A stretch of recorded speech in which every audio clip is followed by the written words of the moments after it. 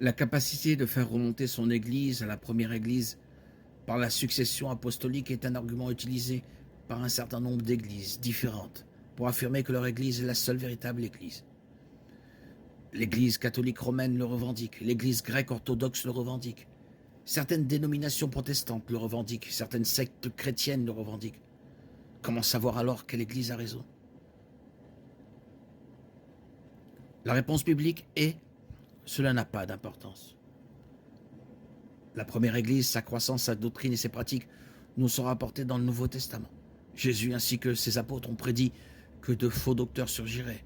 Et il ressort en effet de certaines épîtres du Nouveau Testament que ces apôtres ont dû lutter contre les faux docteurs très tôt. Le fait d'avoir un pédigré de succession apostolique ou d'être capable de faire remonter les racines d'une église à la première église n'est donné nulle part dans les Écritures comme un test pour savoir si l'on est la véritable église. Ce qui est donné, ce sont des comparaisons répétées entre ce que les faux docteurs enseignent et ce que la première église enseignait, tel que rapporté dans les Écritures. On détermine ainsi si une église est la véritable église ou non, en comparant ses enseignements et ses pratiques à ceux de l'église du Nouveau Testament, tels que rapportés dans les Écritures. Par exemple, dans Actes 20, 17-38, l'apôtre Paul a l'occasion de parler une dernière fois face à face avec les dirigeants de l'église de la grande ville d'Éphèse.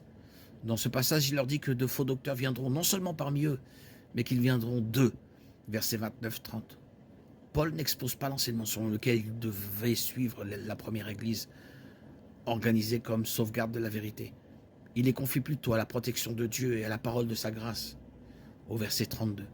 Ainsi, la vérité pouvait être déterminée en s'appuyant sur Dieu et sur la parole de sa grâce, c'est-à-dire sur l'Écriture. Je vous invite à lire Jean 10, 35.